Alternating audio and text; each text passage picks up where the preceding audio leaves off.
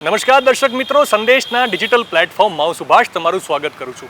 મિત્રો, આમ જોવા જઈએ તો આજથી એટલે કે 30 જુલાઈ 2026થી લઈને 2 ઓગસ્ટ 2026 સુધી હવામાન વિભાગે એવી આગાહી કરી હતી કે ગુજરાતમાં જે છે મેઘતાંડવ થઈ શકે છે. પરંતુ મળતી માહિતી મુજબ બંગાળની ખાડીમાં એક બે નહીં પરંતુ એક સાથે ચાર સિસ્ટમ સક્રિય થવાને કારણે આવતીકાલે રાજ્યના મોટા ભાગના જિલ્લાઓમાં હવામાન ખાતા તરફથી એટલે કે હવામાન વિભાગ તરફથી જે છે એ રેડ એલર્ટ જાહેર કરવામાં આવ્યું છે અને મોટા ભાગના જિલ્લાઓમાં અત્યારથી જ શાળા કોલેજોમાં રજા જાહેર કરી દેવામાં આવી છે. તો કયા જિલ્લાની શું પરિસ્થિતિ છે ઝડપથી નજર કરીએ. તો વાત કરીએ સૌથી પહેલાં અમદાવાદની. તો જિલ્લા શિક્ષણાધિકારી અને કલેક્ટરના આદેશ મુજબ અતિભારે વરસાદના રેડ એલર્ટને કારણે તમામ સરકારી તથા ખાનગી શાળાઓ, કોલેજો અને આંગણવાડીઓમાં શૈક્ષણિક કાર્ય બંધ રાખવાની સૂચના અપાઈ છે. વાત કરીએ પછી વડોદરાની. તો જિલ્લા કલેક્ટરના આદેશ મુજબ તમામ પ્રાથમિક, માધ્યમિક, ઉચ્ચતર માધ્યમિક શાળાઓ, કોલેજો, ITI અને આંગણવાડીઓમાં રજા રહેશે.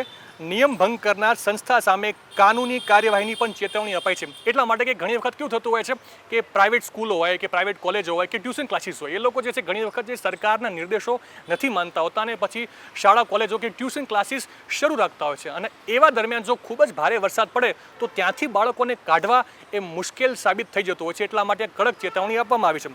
પછી વાત કરીએ આણંદની, મધ્ય ગુજરાતની. તો મધ્ય ગુજરાતમાં અતિભારે વરસાદની આગાહીના પગલે આણંદ જિલ્લા વહીવટી તંત્ર દ્વારા પણ તમામ શૈક્ષણિક સંસ્થાઓમાં રજા જાહેર કરવામાં આવી છે. ખેડા જિલ્લાની વાત કરીએ તો ખેડા જિલ્લા કલેક્ટર દ્વારા 2 દિવસ માટે એટલે કે 31 જુલાઈ અને 1 ઓગસ્ટ તમામ શાળાઓ, કોલેજો, ITI અને આંગણવાડીઓમાં સત્તાવાર શૈક્ષણિક કામકાજ બંધ રાખવાનો આદેશ આપવામાં આવ્યો છે.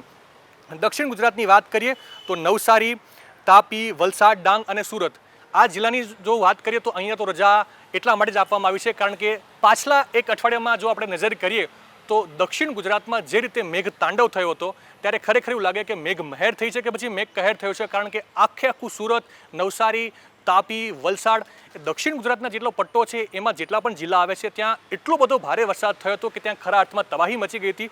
એટલે એ નુકસાન ન થાય અને શાળા, કોલેજો આ બધામાં જે વિદ્યાર્થીઓ જે રીતે ફસાઈ ગયા હતા અને વેપારીઓને પણ જે નુકસાન થયું હતું એને ધ્યાનમાં રાખીને અગાઉથી જ દક્ષિણ ગુજરાતના આ જે જિલ્લા છે, ફરી એકવાર રિપીટ કરું છું, સુરત, તાપી, વલસાડ, ડાંગ અને નવસારીમાં તમામ શાળાઓ અને કોલેજોમાં જાહેર રજા આપી દેવામાં આવી છે. વાત કરીએ પાટણ જિલ્લાની. તો પાટણ જિલ્લામાં ભારે વરસાદની આગાહીને પગલે તંત્ર અત્યારે એલર્ટ મોડ પર આવી ગયું છે. પાટણ જિલ્લાની તમામ શાળાઓ, કોલેજો અને ITIમાં રજા જાહેર કરી દેવામાં આવી છે.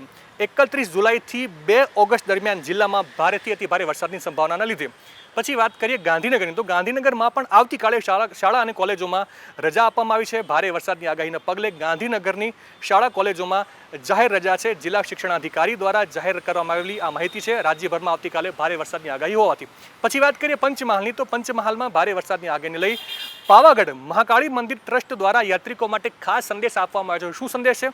તો ભારે વરસાદ હોય ત્યારે પાવાગઢમાંથી જે છે એ પગથિયા જે છે એ સ્લીપરી થઈ જતા હોય છે, એ લપસણા સાબિત થતા હોય છે. એટલે વિનંતી કરવામાં આવે છે કે બને ત્યાં સુધી 31 અને 1 ઓગસ્ટ દરમિયાન યાત્રા ટાળવાની વિનંતી કરવામાં આવી છે. અને અંતમાં નર્મદા જિલ્લામાં પણ શાળા, કોલેજોમાં જે છે એ રજા જાહેર કરી દેવામાં આવી છે. અને અંતમાં આપણે થોડી ટૂંકમાં માહિતી આપી દઉં કે આ બધા જ જિલ્લાઓની જે મેં આપને માહિતી આપી તેના જે છે જિલ્લા કલેક્ટર કે જિલ્લા વહીવટી તંત્ર દ્વારા આ જે પણ માહિતી આપવામાં આવી છે એ આગમચેતીના પગલાં સ્વરૂપે આપવામાં આવી છે, જેથી કરીને પાછલા એક અઠવાડિયામાં જે પણ ઘટનાઓ સામે આવી હતી વરસાદી પાણી ભરાવાના કારણે અને ખાસ કરીને દક્ષિણ ગુજરાતમાં જોઈએ તો ખાડીપુરના કારણે જે પરિસ્થિતિનો સામનો રાજ્યના વહીવટી તંત્રને કરવો પડ્યો હતો એ ન કરવો પડે એટલા માટે આગમચેતીના ભાગરૂપે અત્યારથી જ શાળા, કોલેજોમાં રજા જાહેર કરવામાં આવી છે. તમારા જિલ્લામાં અથવા તમારા વિસ્તારમાં અત્યારે શું પરિસ્થિતિ છે કોમેન્ટ કરીને જરૂરથી જણાવજો. અને દેશ દુનિયાની તમામ અપડેટ માટે આપ જોડાયેલા રહેજો સંદેશ ડિજિટલ સાથે.